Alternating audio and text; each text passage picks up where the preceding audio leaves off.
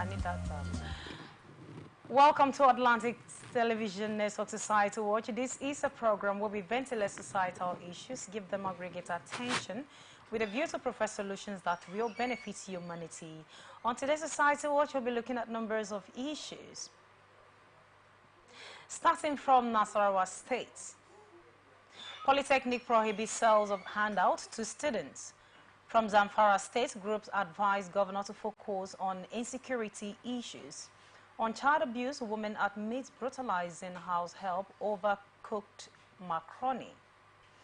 Crime, EFCC to charge Bob Risky for money laundering, naira abuse. From Edo State, Dr. Eboibo installed Odozali, one of Ogelige Igbanke. These are the stories we'll be looking at today. When we return from this short break, I will introduce my guests for you. Do stay with us.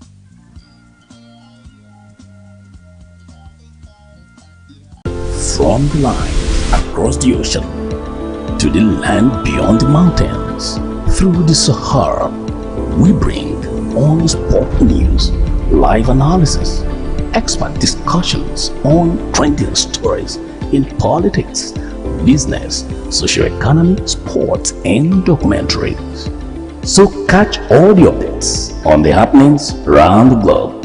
Stay focused on the fact today. Only on ATN.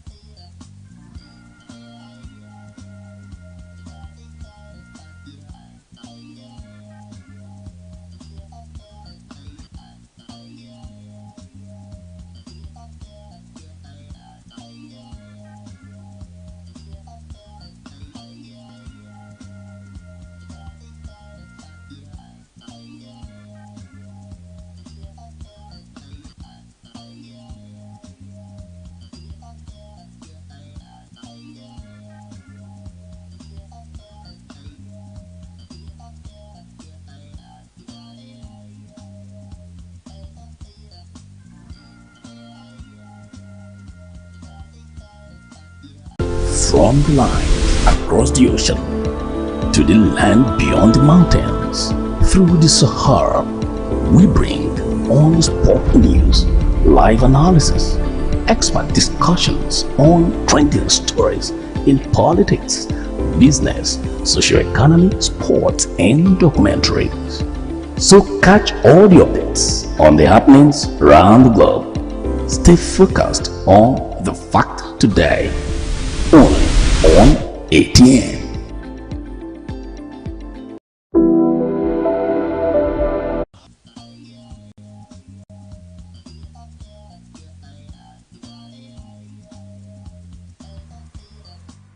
Welcome back. If you're just joining us, this is Society Watch on Atlantic Television Network, and joining me on today's conversation is a public affairs analyst.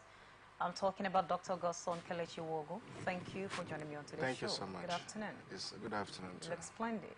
Yeah, it's quite a good time together now. All right, let's look at our first story for today from Nasarawa State. The Isam Mustafa Polytechnic in Nasarawa State has bound the sales of handouts to students, emphasizing that education should not be commodified. The acting rector, Dr. Nuruddin Nuaza Mafata, announces during the matriculation of new students for the 2023-2024 academic session.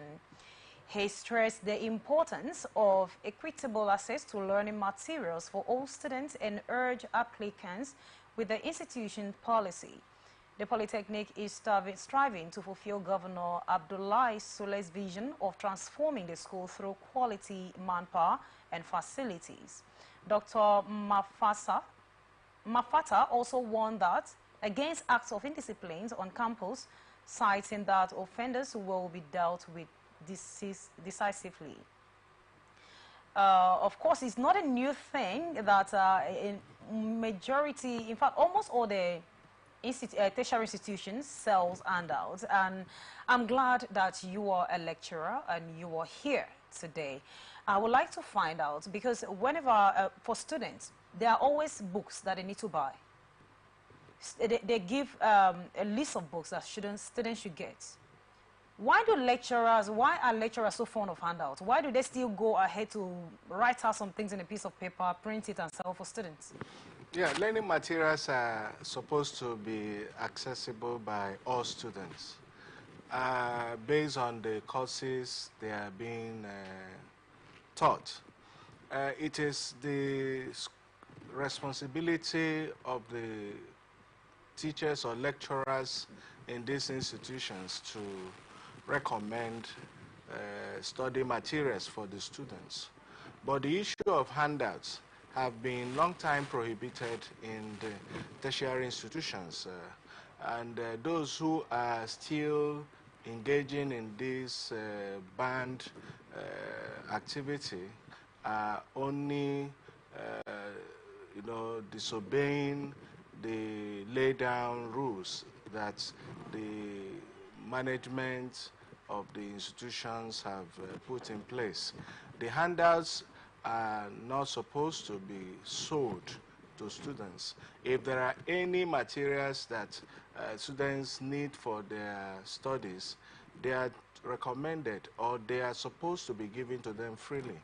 In terms of if the lecturer has copies or special copies of a particular study material, can be given to the students freely to make photocopy for themselves and not to be sold. Okay, if I heard you clearly, you said the sort of selling of handouts for students has long been stopped, banned from universities, and then Yes. some persons are still doing it. Yes. I would like to know how long, and again, you are talking about giving it for free. Remember that nothing is free in our country today. It means that if a lecturer is printing out handouts to give students, there's every tendency they pay at least 50 or 100 naira. So let's assume a particular department, like when I was in school, my department, we were up to 500 in class in the department.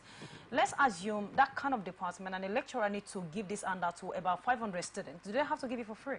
Now, the point is this, that handouts are banned. They are prohibited. They are not to be sold. They are learning materials. We know that. But if a lecturer is able to access any useful material for the students. Majorly from the internet, we access materials, and the students are unable to access those internet engines. You are to give to the students. I've seen we do that. You give to them freely. You are not, it's not your book. It's not, you are not the author. It's not originating from you. So it is different from books that one has authored, and then the books are placed at the bookshops and students access them, buy them. Those ones the university has given a go-ahead that students should access the bookshops and get books. But if any other materials like handouts, they are not supposed to be sold. Any lecturer found doing such will be disciplined. But is there no way lecturers can actually recommend these particular books? Because some of them will say, we are not looking at the entire book. We just want to pick a point out of the book. And in order for them to reach out to the student, they have to write them. But is it bad if they just recommend such book for students to go and get it and read that particular page? No, it's not a bad thing, because based on the course outline from from a particular course, for a particular course, there are recommended books, not just one. And what may be needed from the book may be 2 or 3 chapters in a particular book. And there is another book where other chapters will be also included that made up the course outline for that very particular course. So if these books are difficult to access, they are not in the bookshop, for example, and you as a lecturer, you have that book, what do? You give it to the students, either to the course leader of that very course, and the students will have to make photocopies for themselves. So such is allowed. But where the lecturer wants to monetize and make it an avenue to accumulate primitive wealth, it is not acceptable. So what do you have to say to those lecturers who still defy this law of selling handouts to students now that Nasarawa State Polytechnic, like the Nasarawa Polytechnic has voiced out that such practices should not be allowed. They are not condoned in the institution. So lecturers are expected to desist from perpetrating such kind of acts because it's against the school rules and regulations. So they are supposed to adhere to these instructions, because when they fail to do so, they should not forget that the students are also, by the code of ethics of the institution, the student can report such a lecturer to the appropriate institution. Authority. Yes, authorities, yeah. All right, thank you so much. From Zamfara State, groups advise governor to focus on insecurity issues. The Southern Nigerian Youth Movement have criticized Zamfara State Governor Dauda Lawal for neglecting his duty to prevent security in the state. In a statement, the group called on Lawal to stop traveling abroad and focus on addressing the insecurity crisis in Zamfara State. They highlighted the ongoing attack by bandits in the state, including killings, kidnappings, and displacement of residents. The group expressed concern over Lawal's absence from the state while attack continued unabated, calling for urgent action to protect lives and property. According to what is said here in Zamfara State, the governor is overboard and then given instruction here in the state.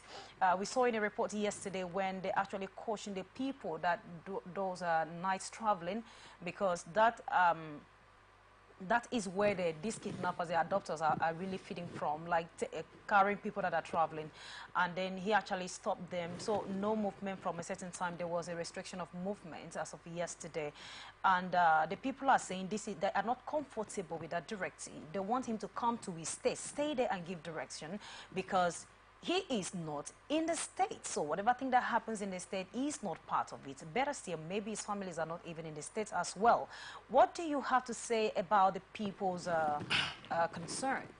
Yeah, the people, the assertion that the governor should be or come to the state, stay in the state, and face his responsibility in providing security for his people is a good thing. Because the traveling abroad often, I know for the governor, is part of way to generate a fund and money for himself. Because the more they travel, the more traveling allowance they will get. But it's not good, proper for the... Please, I'd like to Yes. disrupt you a little bit. Yeah, You were saying the more they travel, yeah, the more traveling allowance they will get. yeah. So does it mean that some of these, some of our leaders just travel for the sake of the money, not necessarily because they have something to do abroad? Of course, with the Nigerians concept and situation, we'll find that the mindset of our politicians is to generate money by all means. And such avenues are ways they get money. It's either you get it by security vote or you get it by traveling allowance. And, you know, they travel, whoever they are, from the presidency to the governor to the senators, whenever they travel, and they will attribute it to official traveling, going to source for investors, and going to look for how to improve the state. You can't improve the state outside this country. So the more they are traveling, the more they are getting money. But Dr. Godson, do you think the presence of the governor in the state will have a way of adverting these issues of insecurity? Yeah. Will it have any effect? Yes. Don't you think that what he can do while being in the state, he can equally do that while outside? No, no, no.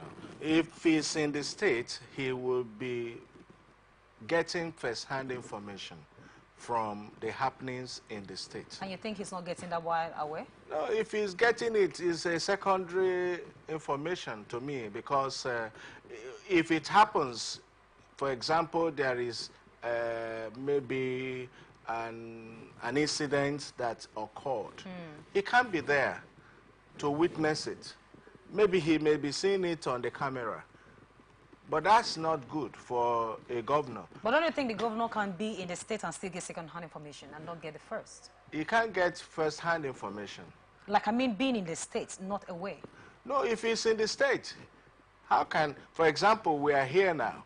If anything happens, won't you walk out to check what's going on? You get the information. If he's in the state, anything that goes wrong, as a governor, his aides will come to feed him with the information. And the appropriate thing is that he will want to go to the scene wherever such a thing may have occurred, you know. So the governor needs to be present, because if he's present, there is going to be the awareness that the governor is in the state, and he is the chief security officer. So he is the one that has the constitutional power, you know, to carry out any security activities, giving orders to security agencies to carry out. So if he's in the state, it's going to be, is not actually very, very proper. So you think the governor will give into this particular concern, looking at this stage of insecurity in the northern part of Nigeria? He has to listen to the people. They are telling him the appropriate thing that he should do. Should come down, stay down, because the complaint is that he has often been traveling and traveling and traveling and living good over there, and the people here are restless and facing insecurity. So who is in command? You understand? So it's the person in command that should be there, giving the directives in whatever to do. If he's over there, how does he know that the directive is given through phone or through Zoom or whatever is being followed? So is that supposed to mean that the governor's presence is more important than his directive, instruction, his words? Yeah, his presence carries more weight than his words. Because, yes, people will have the consciousness that the governor is in town. And even those hoodlums and those bandits or whoever that want to, they will know that he's around. But we equally have some of these states in the northern part of Nigeria where kidnapping is a thing of the day. Like, they don't just kidnap one; they kidnap them in groups and all of that. But the governor isn't in the state. So what difference would that make with that of Zamfara Such state? kind of situation is where the governor is not really proactive, not functioning in the capacity that is supposed to be functioning. If it's in a state where the governor is active, is proactive, is conscious, is people's minded, is concerned about the security of his people, whenever such thing happens, you see him go there. I remember one certain state, that's in Borno, something happened, terrorist activities were carried out. I know the governor went and he witnessed, he saw what happened. That's what the people want. And witnessing such will now give you the mind of taking certain action that could prevent the reoccurrence of such incidents. Yes, yeah. All right, thank you so much, Dr. Godson. And the next story for today is on child abuse. A 60-year-old woman, Awa Nelson, admitted in court for inflicting multiple injuries on a 9-year-old adopted girl, Maribel Nelson, whom she accused of eating her cooked macaroni. Hawa was charged with a cruelty to a person indecent in treatment of a child and voluntary causing of hurt.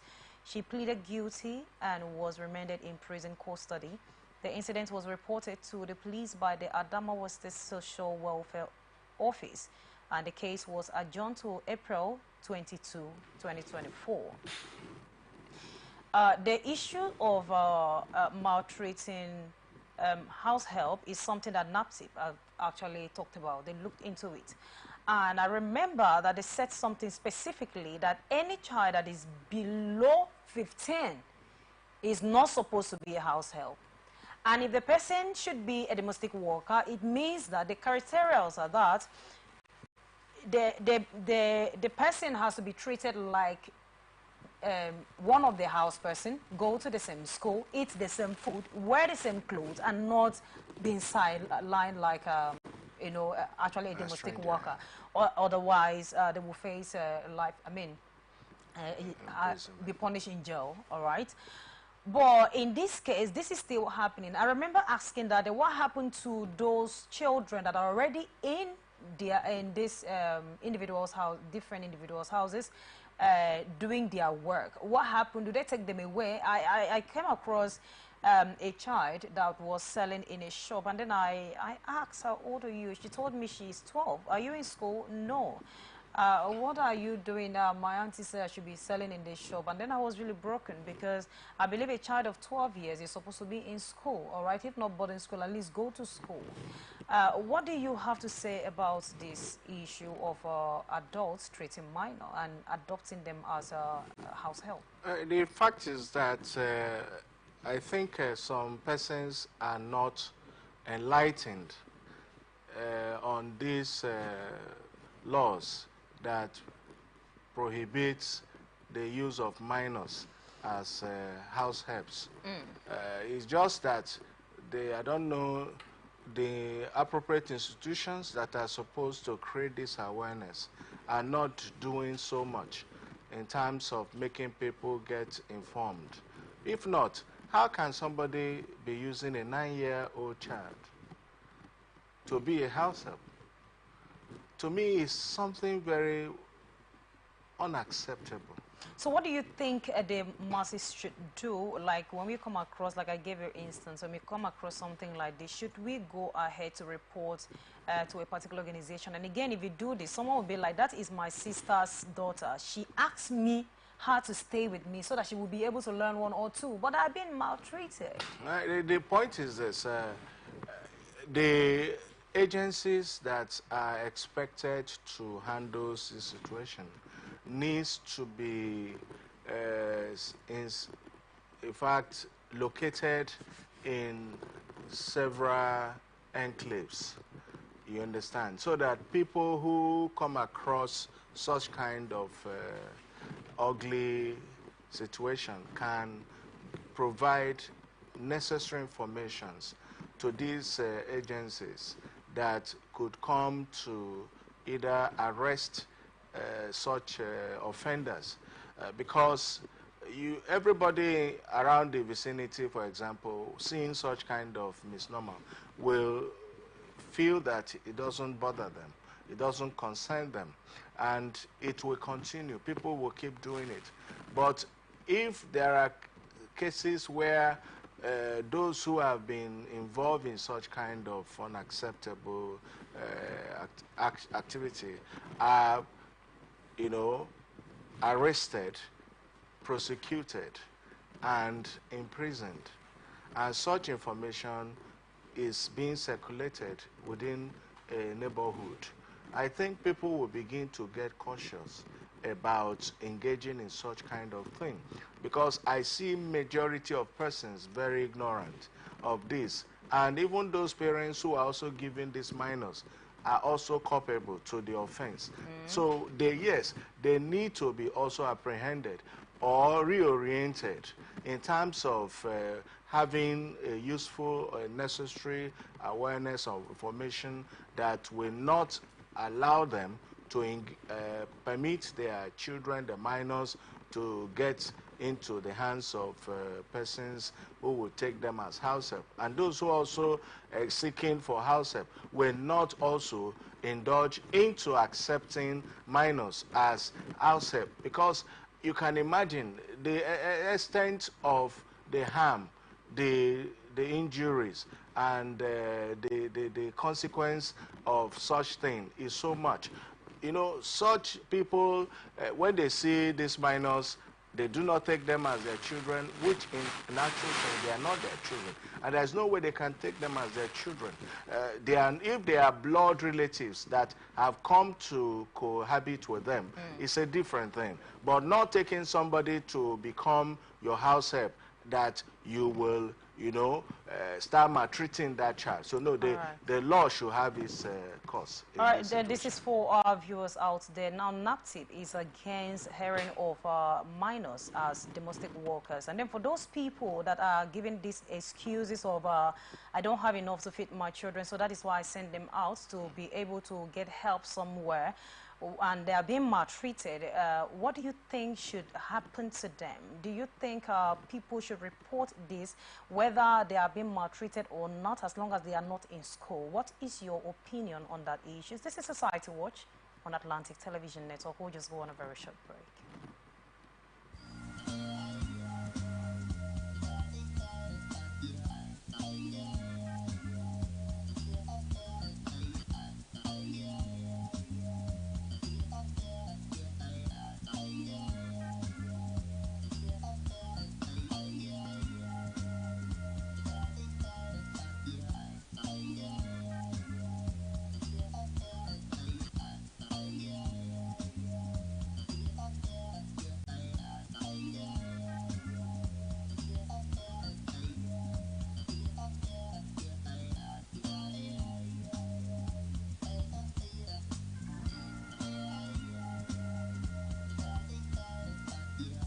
From the line across the ocean to the land beyond the mountains, through the Sahara, we bring all sport news, live analysis, expert discussions on trending stories in politics, business, socio-economy, sports, and documentaries. So catch all the updates on the happenings around the globe. Stay focused on the fact today.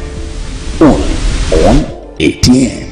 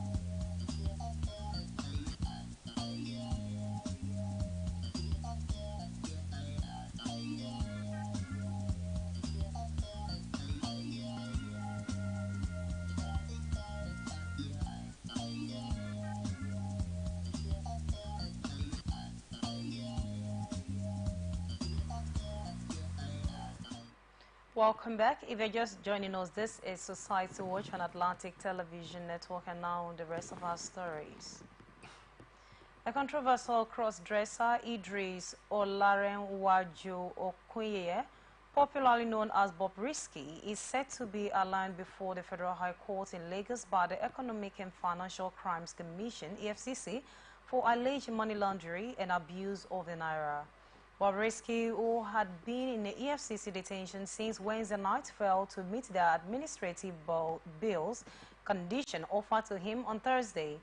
The EFCC spokesperson confirmed Bob Risky's arrest and detention, stated that he was arrested for alleged abuse of naira notes, spraying of naira notes, and currency mutilation, among others offenses. I don't know if to say he or she. Okay.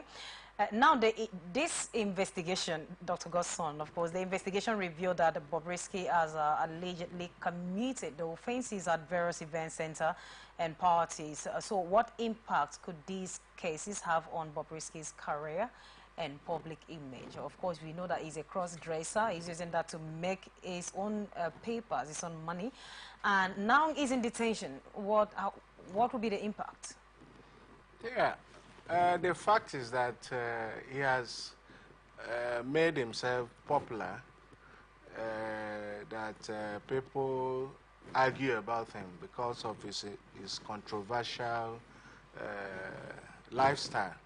And at this point in time, for involving into money laundering and money mutilation, it is also a big indictment on him based on his conflicting kind of perception about himself, as well as this money laundering activity that in every occasion he goes, he sprays money and mutilates money and does anyhow with cash, and in terms of making his fame and popularity to spread wide. But on this situation, it is that he has violated stipulated rules of the country, that people should not engage in public money spray and money mutilation. Now, Dr. Gosson, of course, it is stated that spraying of money, stepping on it, or squeezing it is punishable by law. Yeah, exactly. If you do that, you will so enter the jail. Exactly. But this is something that Nigerians see as a common thing, despite the law. Is it that they are not aware of this, or is it that they just want to damn the consequences? Yes, we know that Bob Risky now has gone in for it, but do you think this will serve as a deterrent to others? Yes, of course it will serve as a deterrent, because ignorance is not an excuse to the law. The fact is that people decide to remain ignorant to the law. It's good for people to look at what the laws of the nation is, or the laws are. Because if you say you're not aware of the law, the court will not give you such leverage. So it is going to serve as a warning to every people in the public who attend occasion spraying of money. Why not take the money and put it in an envelope, respect that legal tender, and then give to the individual you want to, encourage. But in Nigeria, everybody wants to live a fake life in the sense that they want to make a public show that they have money so they can spray it. At the same time, they step on it and then they mishandle it. No. It is something that the law frowns at. So people will need to begin to avoid such practices, else they will be imprisoned if found guilty in the court of law. Thank you so much, Dr. Gosson, for staying with me on today's show. Thank you so much. It was good having you. Thank you so much. All right, right about now, we are looking at the last story from Edo State. Ambassador Dr. N.S. Ifanyi Eboigbe has been confirmed and installed as Chief Edo Ziali one of Oliaigie Igbanke in Oromuwom, local government area of Edo State. The installation and the traditional rites and the rituals was performed in the palace of His Royal Highness Loki C. Oshunde III Enoigile of Olige in Igbanke Town, Edo State, on the 29th of March 2024, which witnessed elders, dignitaries, and well-wishers from all walks of life were there. The reports. Ambassador Dr. Ernest Ifeanyi Biobe, CEO of 8 Ball Hotel and Lounge, has been confirmed and installed as Chief Odiazele I of Oligwe Banke in Orowom local government area of Edo State. The installation and traditional rites and rituals was performed in the palace of His Royal Highness Loki C. Osunde III Enoje of Oligwe in a banquet town, Edo State, on the 29th of March 2024.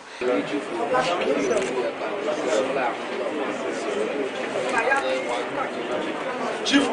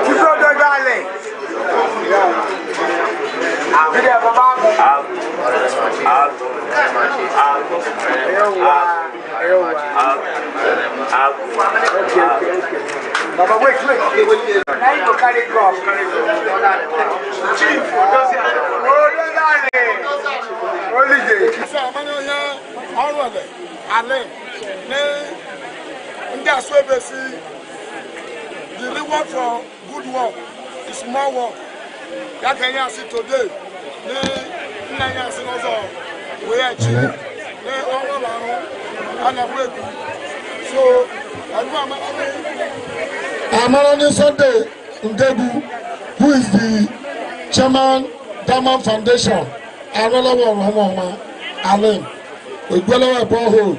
A Calabar Quadrant primary school. A Gallia to primary school. Yeah, I think it's time. Sunday, I declare Atushelu. A take on the all knowledge or Roma. And who on the vigilante Sunday, Itashikon Sunday, and now sit down. Now I don't know Sunday, like my wife and Yaji, and start Sunday, Gabuja, and Gabuja Chiefy. And they are Chiefy. The ceremony witnessed elders, dignitaries, and well-wishers from all walks of life. His Royal Highness Loki Sunde III maintained that Ernest Ebiobe is a worthy son of the soil and deserves the title.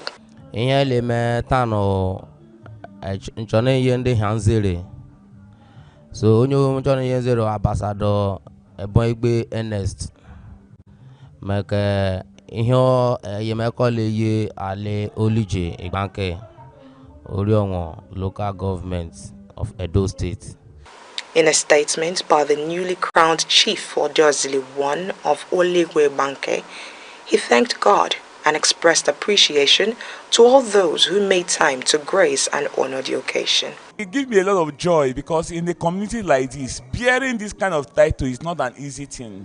It's a merited title because it's not a title that you can actually give to any person. So it gives me a lot of joy for the community to come out and say, take this title. Odozale means someone that elevates a lot of persons, one. Someone that ensures that the community is upright, and someone that ensures that community welfare is taken as top priority. Highlights of the events include special performances from top musical acts and comedy. Now 2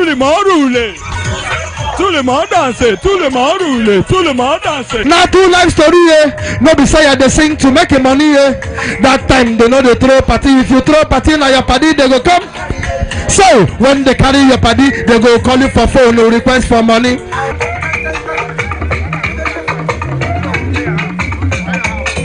Oko sisi newi.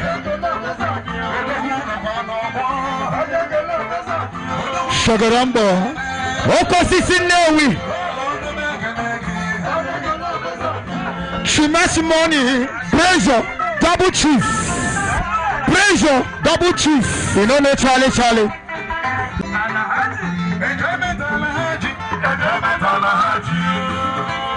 Electric money. Alahaji. Okay, she makes money. Okay, Alahaji. She makes money. Supanike. Agaraga.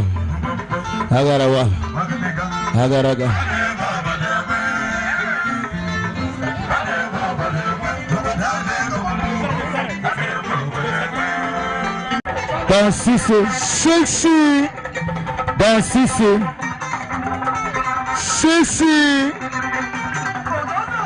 Sisi money, president, national president.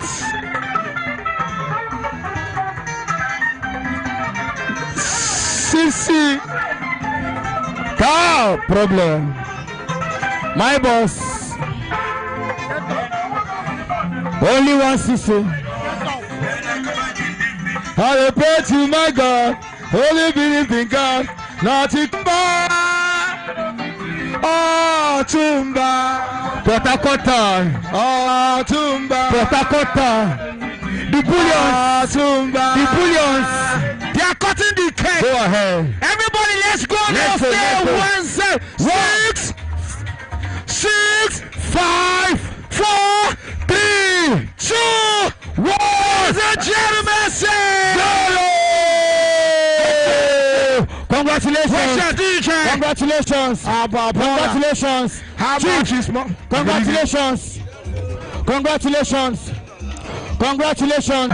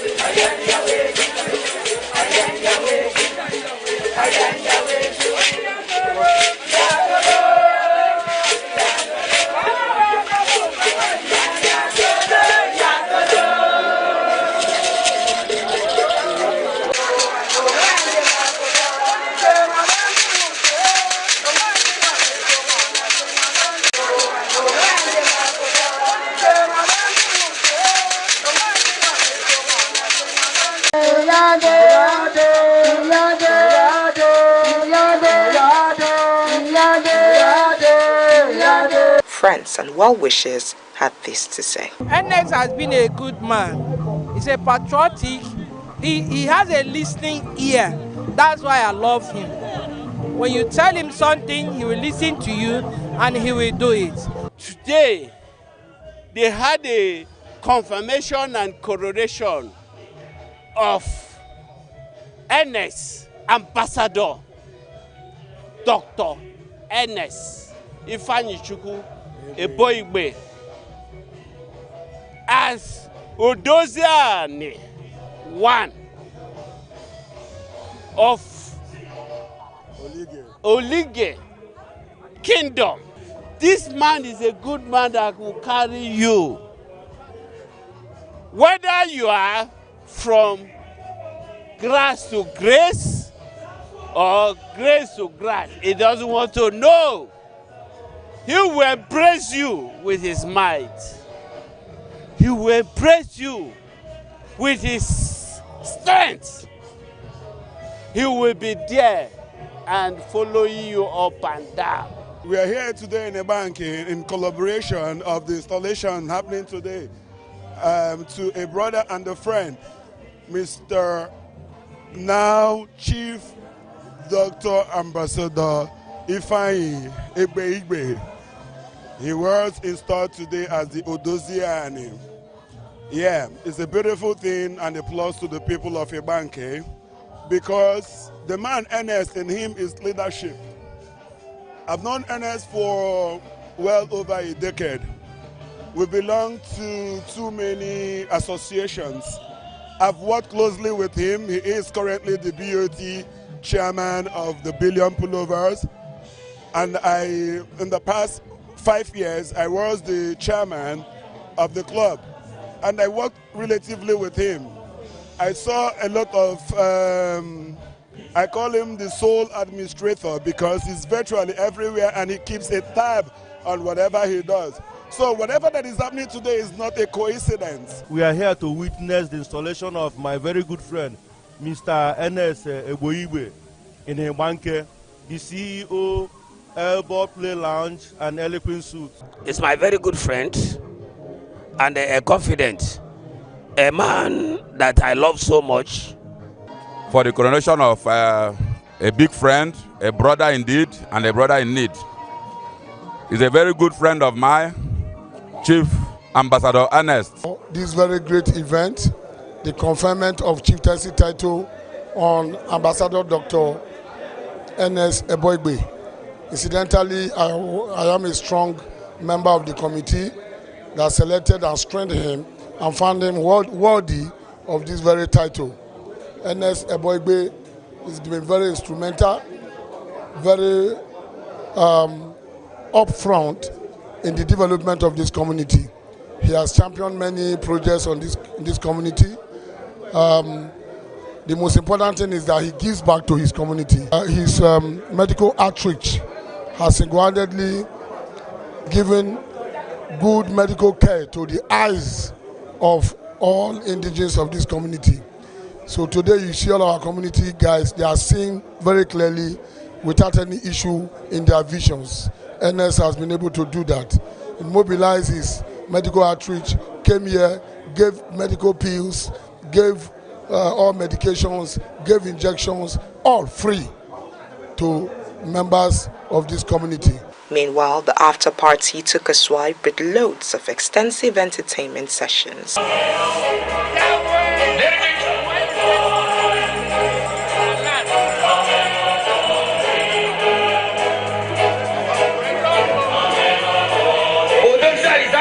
Ladies and gentlemen.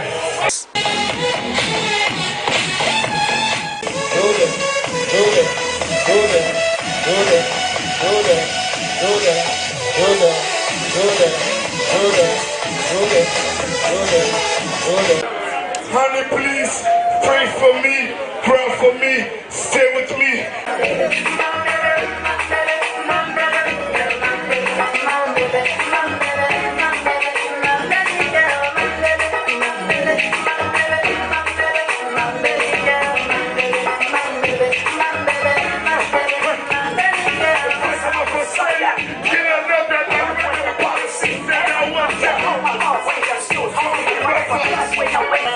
Everybody now! Are you ready now? Say, let's go! Let's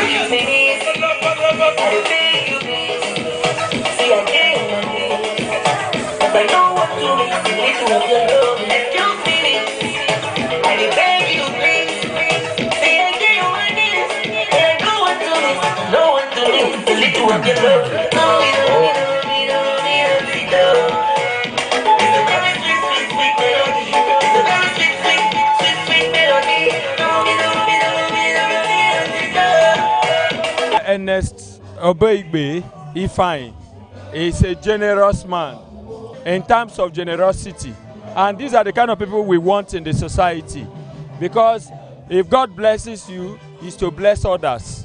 You know, so once you know how to touch human life, then know that your success will increase day by day. Our everyday go day like Valentine's Day. We no go send whether Ramadan day, and I go to celebrate your birthday. And your name I go carry around the cave. Just spread your wings, let's fly away. Do them quick, make it no come delay. Because very soon you go bear my name, oh yeah. Make we jolly like say we there for aeroplane. Because the way you dey smile, you dey meditate. Come close, make we relate. I go gum you like a magnet. That's why I call you my chocolate. Now you go be the queen of my choco kingdom.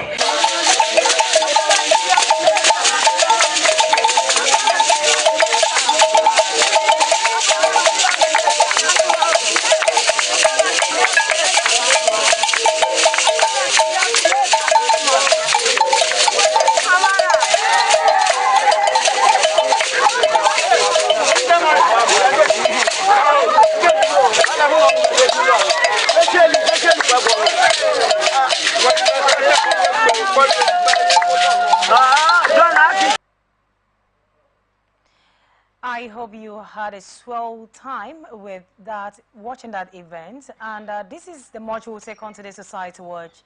I am Immaculata Irika. Now, you can join us on all our media platforms, Facebook and YouTube, Atlantic Television Network, Instagram and TikTok, Atlantic TV Network 1, X Atlantic TV Net. You can also watch us live on our website, atlanticnetwork.tv. Do remember that peace and unity are the pathways to progress. Good afternoon.